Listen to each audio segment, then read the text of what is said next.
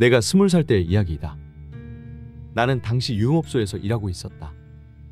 그곳에는 나 이외에도 점장과 Y씨, K씨라는 남자 사원이 있어서 나름대로 즐겁게 일하고 있었다. 같이 일하는 여자아이들과도 사이좋게 놀곤 했었고, 내가 일하기 시작하고 반년 정도 지날 무렵 한 여자아이가 면접을 보러 왔다. 그 아이는 M이라는 아이로 얼굴도 사랑스럽고 스타일도 꽤 좋은 편이었다. 이런 쪽에서 일한 경험이 없었지만 점장은 면접 후 곧바로 채용했다. 경험이 있는 테크니션보다 아마추어가 더 인기 있을 때였기도 하고, 다만 그녀에게는 무언가 이상한 점이 있었다. 그것을 처음 눈치챈 것은 Y씨였다. 인기척이 느껴지지 않는다는 것이었다. 그녀가 아무리 주위를 지나다녀도 아무것도 느껴지지 않았다. 게다가 무엇인가 등골이 오싹해지는 느낌이 나서 기분이 나빴던 것이다.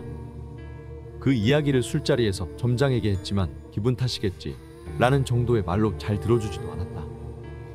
어찌 보면 당연한 것이겠지만 그 이후로도 나와 Y씨는 왠지 모르게 M이 신경 쓰였다. 물론 연애 감정 같은 게 아니라 기분이 나빴기 때문이었다. 이상한 일은 그뿐만이 아니었다.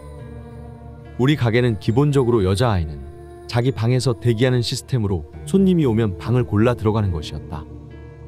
하지만 손님이 방에 들어간 후에도 그녀의 방에서는 전혀 소리가 나지 않았다.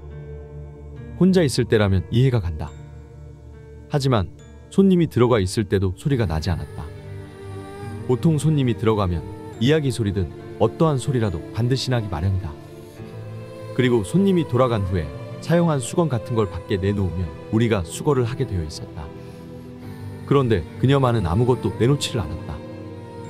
가게가 문을 닫으면 각 방마다 청소를 하게 되는데 그때도 사용한 흔적이 있는 수건이나 로션은 전혀 없었다.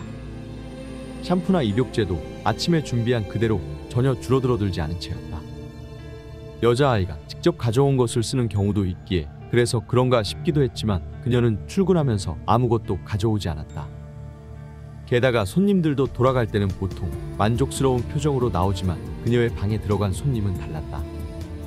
처음에는 귀여운 외모를 보고 들어가지만 나올 때는 왠지 죽은 물고기 같은 눈을 하고 공허한 표정이었다. 전혀 생기가 느껴지지 않는 것이었다. 게다가 단골 손님이 전혀 없었다. 그녀 정도 외모와 스타일이라면 단골이 생기기 마련일 텐데. 점장은 이상하네. 많이 서투른가? 라고 생각할 뿐이었지만 나와 Y씨에게는 심상치 않게 느껴졌다. 그뿐이 아니었다. 그녀의 방을 청소할 때면 다른 것들은 건드린 흔적조차 없는데 머리카락이 비정상적으로 많이 떨어져 있었다. 조금 많은 정도가 아니라 마치 머리를 자른 것 마냥 수도가 막힐 정도였다. 게다가 방에 들어가면 반드시 썩는 냄새가 나고 욕실 옆에 붉은 손자국이 스며든 것처럼 있었다. 그것도 그녀가 사용했을 때만. 안에서 이야기도 하지 않고 무슨 짓을 하는 것인가 싶어 나와 Y씨는 무척 신경 쓰였지만 방에 손님이 있는데 들어갈 수도 없었기에 그냥 둘 수밖에 없었다. 그리고 내가 친가에 안 좋은 일이 있어 3일 정도 가게를 쉬게 되었다. 도쿄로 돌아가기 전날 새벽 2시 Y씨에게 전화가 왔다. 어째서인지 목소리가 무척 떨리고 있었다.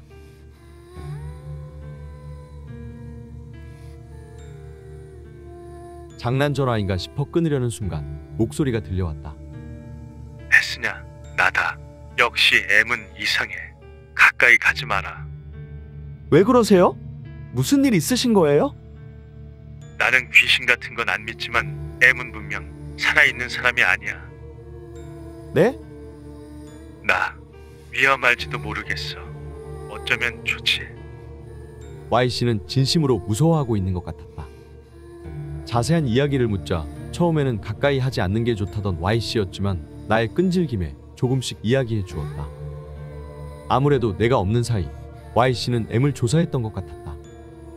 가게가 끝난 뒤 이력서를 보고 주소를 찾아갔던 것이다.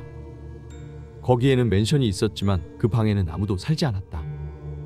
게다가 그곳에 거주자는 몇 개월 전에 스스로 목숨을 끊은 이후로 계속 빈 방이었다는 것이었다.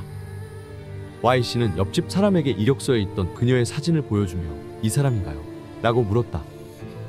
그러자 맞아요. 꽤 귀여운 아이였는데. 라는 대답이 돌아왔다.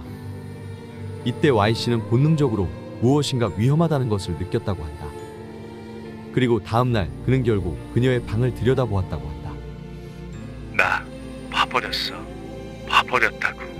솔직히 후회하고 있어. 뭘 보신 건데요? 나는 뭔지 모를 공포에 휩싸였다.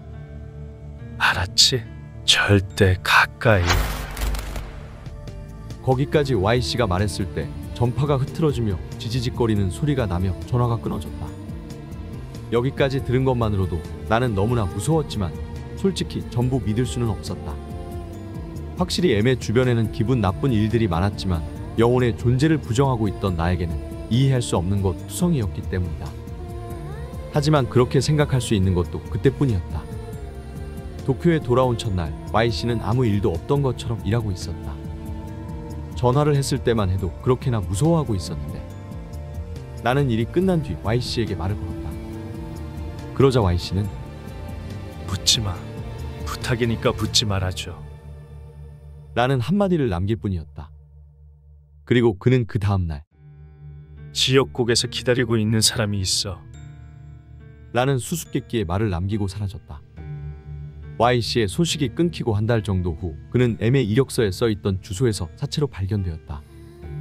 근처 거주자가 악취 때문에 경찰에 신고했더니 그 방에서 Y씨가 죽어 있었다는 것이었다. 변사체였기 때문에 사인을 알기 위해 해부까지 했지만 결국 자살로 판명되었다.